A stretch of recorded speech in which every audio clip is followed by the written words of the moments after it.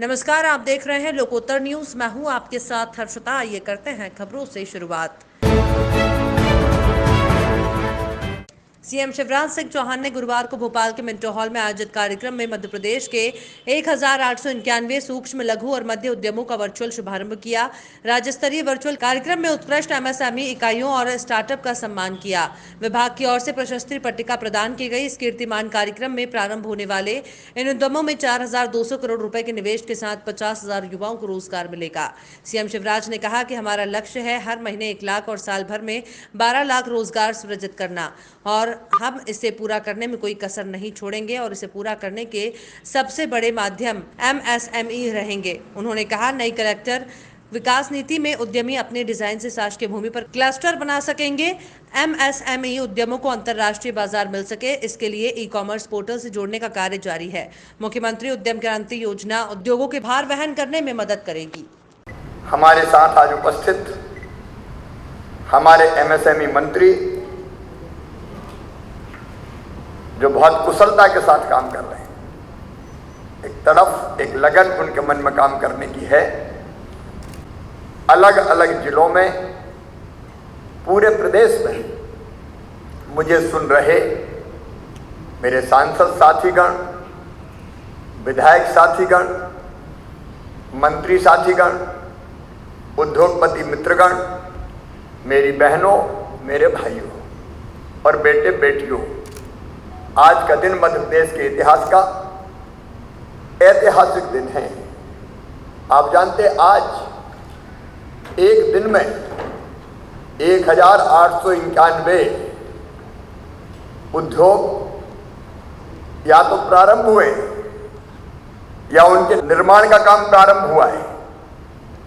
अब तक जो स्थापित इकाइयां हैं जिनका शुभारंभ हम कर रहे हैं 572 हैं, जिसमें 765 करोड़ 50 लाख रुपए का निवेश हुआ है और 10,168 रोजगार नौजवानों को उपलब्ध हो पा रहे हैं।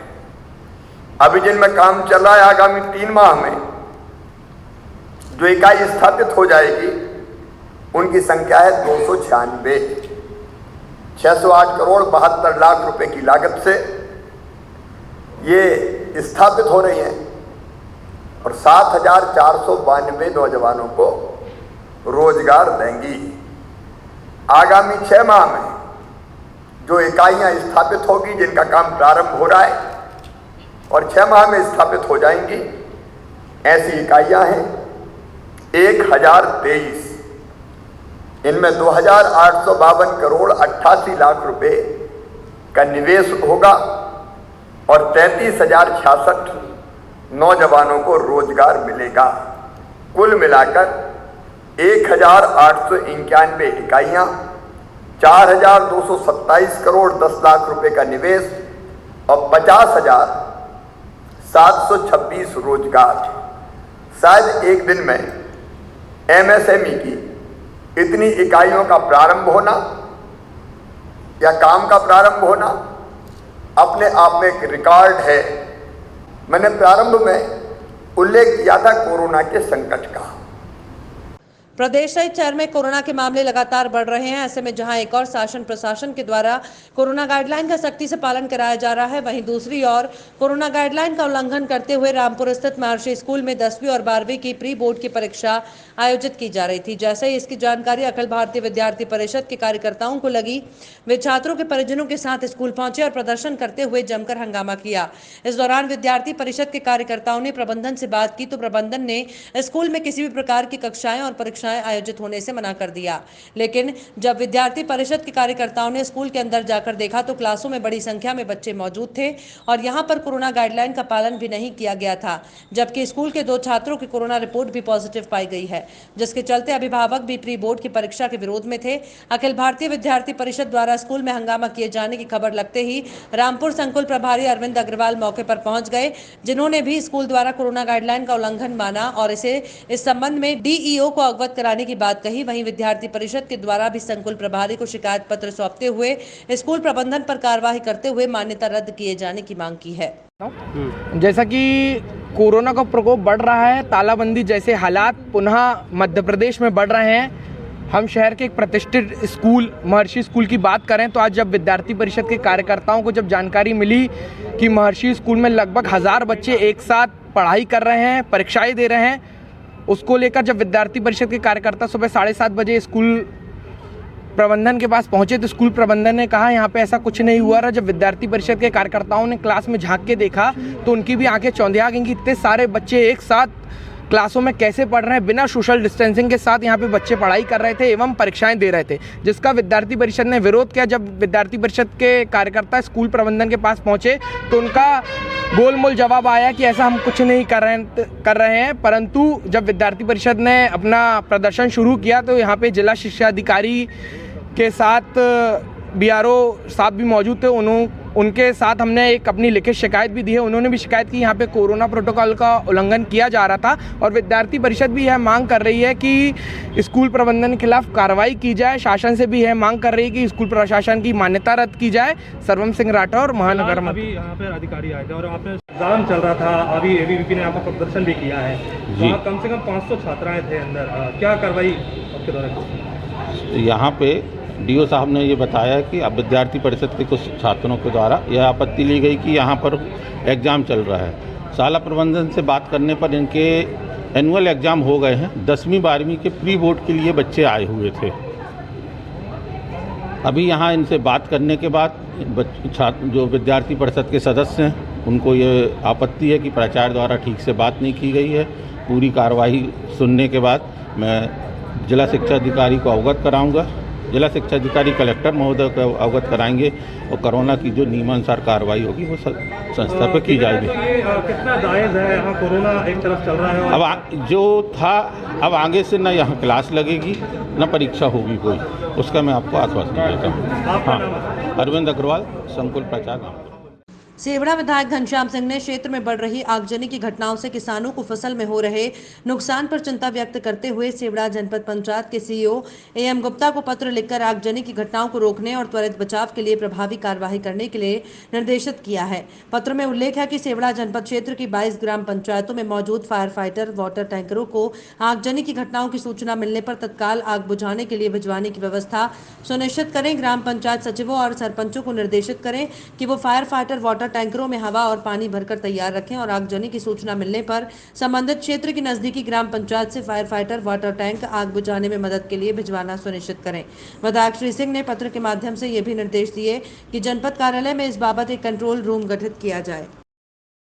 कोविड-19 के चलते 1 वर्ष से भी अधिक समय खजुराहो एयरपोर्ट में किसी भी तरह की कोई विमानों की आवाजाही न होने के चलते यहां का पर्यटन व्यवसाय धरातल पर चला गया था।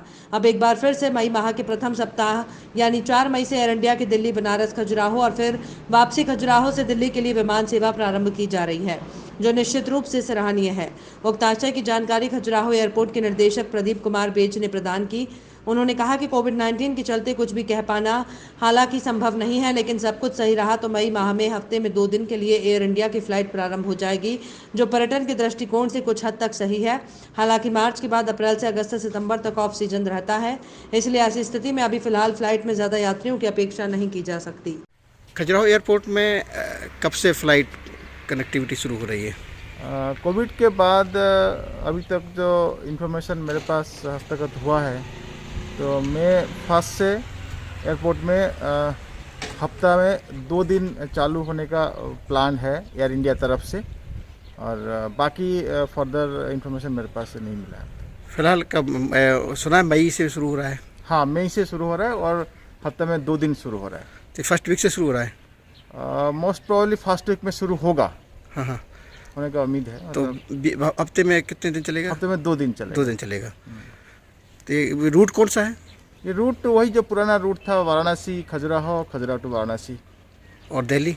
वो दिल्ली से जो डायरेक्ट फ्लाइट आती है वाराणसी, वही फ्लाइट वाराणसी से फिर खजुराहो आती है। अच्छा, तो सेम रूट है? सेम रूट है, जो पहले जो रूट था वही सेम।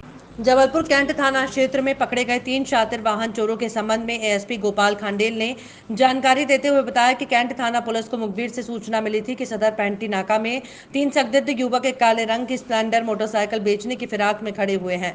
वहीं सूचना पर पुलिस बताए गए स्थान पर दबिश देते हुए भूलिये के आधार पर युवकों को हिरासत में लेते हुए उनसे नाम पता पूछने पर सौरभ बर्मन, संजू अहिरवार और एक अपचारी बालक बताया गया। जहां सघन पूछताछ में तीनों आरोपियों ने वाहन चोरी कर बेचना बताया।